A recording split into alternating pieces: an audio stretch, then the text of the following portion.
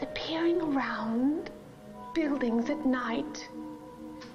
And they're waiting. They're waiting for you. And they'll take you one by one, and no one will hear you scream. No one will hear you scream!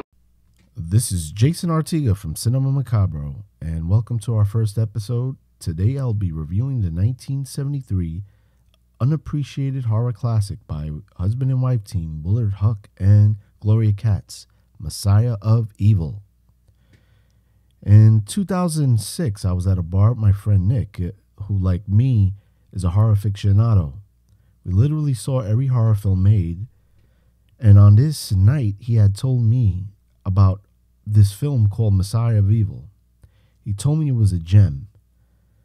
Now, having a horror film fly under my radar was surprising. He proceeded to tell me a nighttime sequence in a huge supermarket that was nightmarish, along with a movie theater scene that was similar to The Birds. This had piqued my curiosity. For years, I searched the film, even hitting Kim's Video in St. Mark's in New York City, and nothing available. I checked early BitTorrent sites and nothing. A year later, I checked on IMDb and noticed the film had an alternate title, Dead People. And even that could not grant me a VHS copy.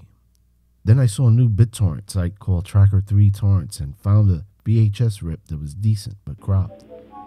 And even at the shoddy video and the quality of the file, Messiah of Evil managed to impress me. In the early 70s, the old studio system was crumbling, and the studios wanted younger filmmakers, lower budget films, and talent. At an age where Coppola, Scorsese, and George Lucas were making their marks, the post-Vietnam era of Hollywood gave more intimate films. Horror films became more psychological. Rosemary's Baby, The Tenant, and Let's Scare Jessica to Death. Husband and wife team Willard Huck and Gloria Katz worked on a film treatment for a coming-of-age comedy drama with a young director. That film was American Graffiti. Later, that young director, George Lucas, ended up giving the green light for them to work on a script, and it was a success. Later on, both were given a chance to work on a film by Texas investors for $100,000. Willard wanted to direct a horror film, but wanted something different, something inspired by the works of H.P. Lovecraft. The two worked on Messiah of Evil in 1972. Shooting was done throughout California.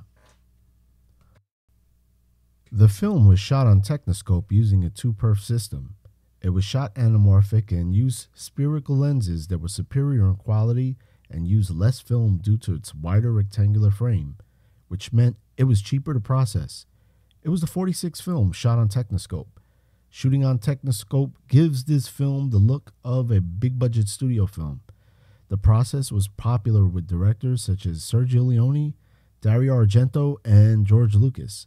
With a Technicolor process, Messiah of Evil is one of the most colorful horror films before Suspiria, which was shot 4 years later.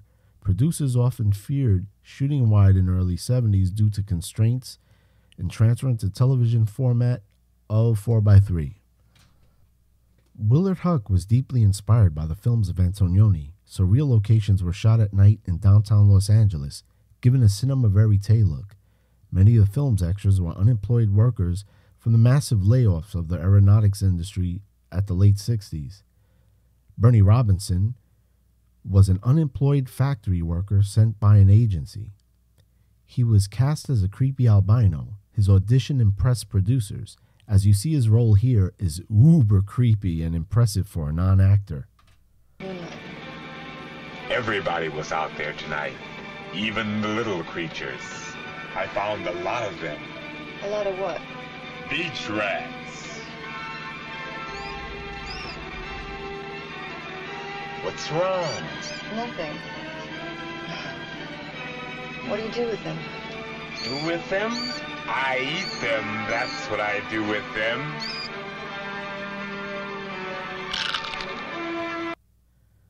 The film stars Mariana Hill, who worked in countless TV series such as Batman and Mannix.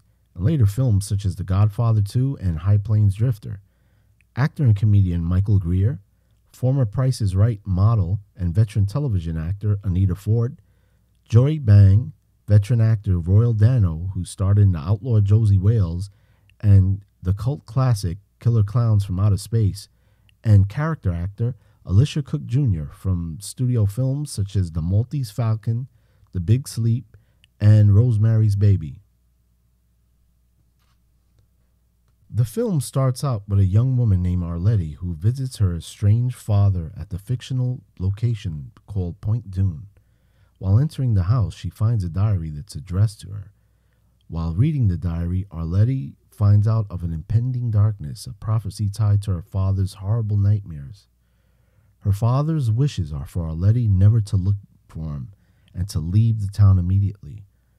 His letter tells her to speak to the owner of a gallery who sells his paintings. Upon arriving to the gallery, she is told that none of her father's paintings were ever sold there, and nobody has ever asked to buy his work, and tells her that Point Dune is an artist colony. He only vaguely remembers her father. Arletty meets a traveling yuppie aristocrat named Tom, played by Michael Greer, and two of his female companions, Tony, played by Joy Bang, and Laura, Anita Hill.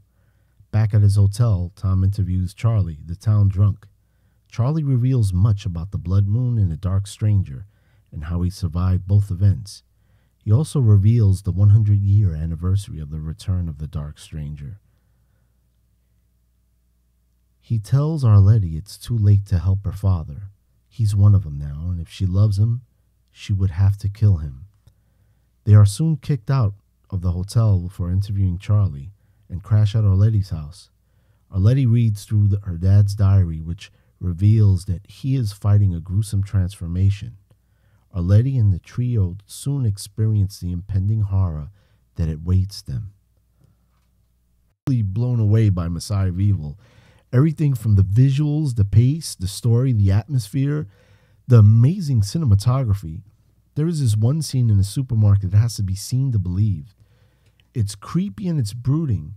The atmosphere makes this an instant horror classic. Messiah of Evil is a Lovecraftian film, and some may see the influence it had on the comic book by Steve Niles, 30 Days of Night. The violence here is implied, but yet so effective at making you feel squeamish. Without giving away too much, Messiah of Evil is like a zombie vampire hybrid. It's creepily shot without showing too much. Its synth soundtrack by Phillian Bishop is downright eerie. The voiceover by actress Mariana Hill brings out the slow dread. Directors William Huck and Gloria Katz never got to finish the film and never got the ending they wanted, but in my opinion, this makes the film timeless. As an audience member, you can interpret the ending yourself. This highly underrated film in many ways is definitely a forgotten gem. Had Messiah of Evil been shown in Cannes, it probably would have won an award. Code Red's Blu-ray transfer is absolutely gorgeous, and this is how Messiah of Evil was meant to be seen. For many years, people have seen the original film cropped and in not in its true wide format. To close this review, I saw this recently projected at my studio at full HD, and I can truly say Messiah of Evil is a forgotten classic that's up there with some of the best horror films ever made. I was so inspired by the film that I made a painting of one of its key scenes.